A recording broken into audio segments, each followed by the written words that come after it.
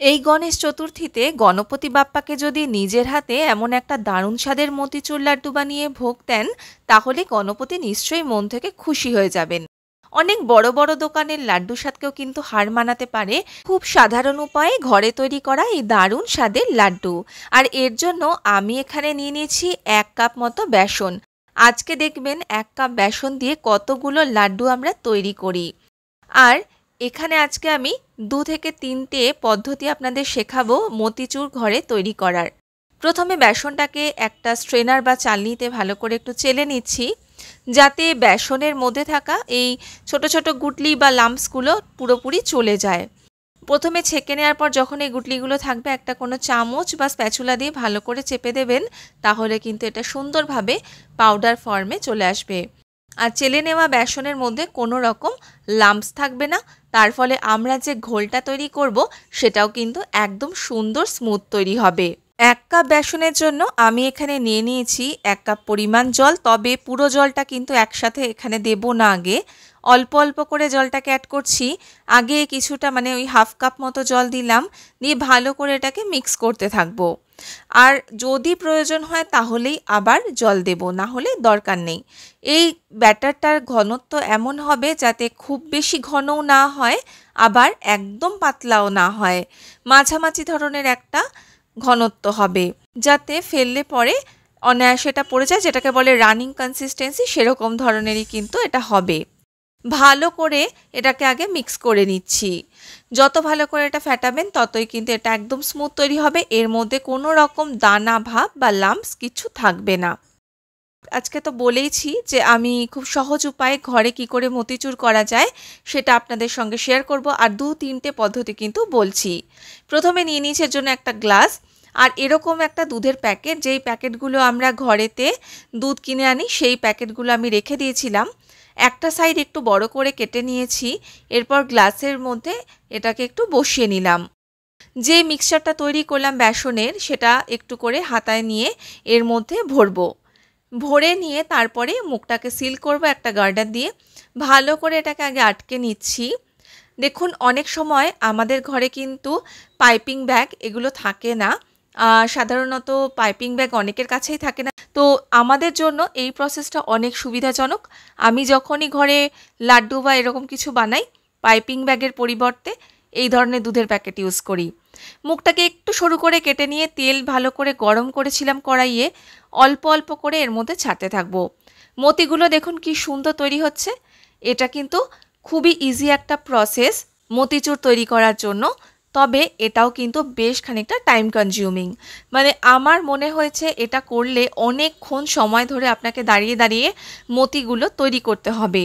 হয়তো এর রেজাল্টটা অনেক ভালো আসে, সেটা ঠিক কথাই, তবে এই যাদের হাতে টাইম একটু কম বা একটু তাড়াতাড়ি করতে চাইছেন, তারা কিন্তু এই প্রসেসটার পরিবর্তে আর একটা প্রসেসও করতে পারেন। যাই হোক, মতিগুলো এখানে ভাজা হয়ে গেলে আগে মতিগুলোকে তুলে নিচ্ছি, মতিচুরগুলোকে তুলে নেব। তেল থেকে ভালো করে ঝরিয়ে নিয়ে তারপরে একটা পাত্রে তুলছি।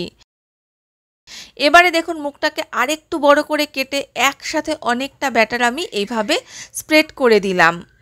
এরপরে এগুলোকে ভেজে নেব এমনভাবে গোল্ডেন ব্রাউন মতো করে, খুব বেশি গাঢ় রং হবে না, কিন্তু ভাজাটা মোটামুটি সব দিক থেকে সুন্দর হবে, এইরকমভাবে ভেজে নিচ্ছি। এইটা হলো আর একটা প্রসেস। আপনারা এরকমভাবে প্রথমে ওই বেসনের ঘোলটাকে দিয়ে ভেজে নিতে পারেন বড়ার মতো করে। তারপরে এগুলো ভাজা হয়ে গেলে এগুলোকেও ঝাঁঝরিতে ভালো করে তেলটা ঝরিয়ে নিয়ে তুলে নেব। এই প্রসেসগুলো হচ্ছে খুবই শর্টকাট প্রসেস, যদিও মিষ্টির দোকানে এরকম অনেক সময় করা হয় না, আলাদা করে মতি তৈরি করা হয় মতিচুর লাড্ডুতে, কিন্তু তাড়াতাড়ি করার জন্য এই প্রসেসগুলো করতেই পারেন। আর একটা হচ্ছে হাতায় করে এরকমভাবে বেসনটাকে নিয়ে এটাকে কড়াইয়ের মধ্যে গরম তেলে দিয়ে দেবেন। এবার এগুলোকে ভেজে তুলে নিতে পারেন। যদি আপনার কাছে ওই মুহূর্তে দুধের প্যাকেট বা এরকম কোনো পাইপিং ব্যাগ অ্যাভেলেবল না থাকে, তাহলে এই প্রসেসটাও করতে পারেন, কোনো অসুবিধা নেই। এখানেও ভালো করে ভেজে নিচ্ছি, তারপরে তেলটা ঝরিয়ে নিয়ে তুলে নেব। এটা যেহেতু একদম ছাকা তেলে ভাজা, তাই তেল ঝরিয়ে নেওয়াটা কিন্তু খুবই জরুরি। তেলটা ভালো করে ঝরে গেলে এটাকে কিন্তু আগে ভালো করে ঠান্ডা করে নিতে হবে। একটু ঠান্ডা না হলে মতিচুরটা তৈরি করতে যাবেন না। একটা প্লেটের মধ্যে রেখে দিলাম, একটু ঠান্ডা হোক, অন্যদিকে আমি চিনি শিরাটা করছি। 1 কাপ পরিমাণ জল আর 1 কাপ পরিমাণ চিনি নিয়েছি। ভালো করে এটাকে আগে মিক্স করে দেব। চিনিটা আস্তে আস্তে একটু মেল্ট হতে থাক, ততক্ষণের মধ্যে আমার ওদিকে বেসনের যে বড়াগুলো ভেজেছি সেগুলো কিন্তু অনেকটাই ঠান্ডা হয়ে এসেছে। এবার ওগুলোকে আমি মিক্সিতে দিয়ে নেব। মিক্সির মধ্যে এই বড়াগুলোকে অল্প অল্প করে দিয়ে দেবেন, আর মিক্সিটাকে বেশিক্ষণ নয়, জাস্ট একটু চালিয়েই বন্ধ করে দিলে এরকম একটু দানা দানা মতো করে এটা পিষে যাবে। একদম মিহি ফাইন পাউডার করবেন না, একটু দানা দানা ভাব থাকবে, এরকম করলে পারফেক্ট কিন্তু লাড্ডুগুলো তৈরি হবে। এরপরে এদিকে চিনি শিরার মধ্যে আমি অ্যাড করছি একটু food colour, orange food colour আমি এখানে দিয়ে দিয়েছি। এবার শিরা আমার মোটামুটি রেডি হয়ে গেছে। এর মধ্যে বানিয়ে রাখা মতিচুরগুলোকে পুরোটা দিয়ে দিলাম, দিয়ে খুব ভালো করে এগুলোকে এবারে আমি মিক্স করে দেব। যত সুন্দর করে এটা মিক্স করবেন তত কিন্তু রসটা মতিচুরের মধ্যে খুব সুন্দরভাবে ঢুকে যাবে। এখন হয়তো দেখে মনে হচ্ছে এটা বেশ পাতলা, কিন্তু আস্তে আস্তে এটা পুরো রসটা টেনে নিয়ে অনেকটা ফুলে যাবে। এই অবস্থায় আপনি দিতে পারেন এখানে মগজদানা বা যে কোনো ড্রাই ফ্রুটসের কুচি। আমি কাজু বাদামের কুচি এখানে অ্যাড করেছি। এরপর গ্যাস অফ করে এই মিক্সচারটাকে পুরো ঠান্ডা হতে দেব, যাতে হাতে পুরো ধরা যায় ভালো করে। তারপরে হাতের মধ্যে বেশ বড় বড় পরিমাণে নিয়ে এগুলোকে লাড্ডুর শেপে গড়ে নেব। হাত দিয়ে এরকম করে শেপটা দিয়ে নিতে হবে গোল মতো করে, ব্যাস দোকানের মতো লাড্ডু ঘরেই তৈরি হয়ে যাবে। বা বলতে পারেন দোকানের থেকেও ভালো স্বাদের লাড্ডু কিন্তু ঘরে তৈরি করা যায়। এই লাড্ডুগুলো কিন্তু একবার বানিয়ে নিলে বেশ অনেক দিন অবধি আপনি রেখেও খেতে পারেন। রেসিপিটা অবশ্যই ট্রাই করবেন আর আমাকে কিন্তু জানাতে ভুলবেন না। ভালো লাগলে আমার চ্যানেল দ্য বং বেগুনিকে সাবস্ক্রাইব করে পাশে থাকার অনুরোধ রইল। ধন্যবাদ।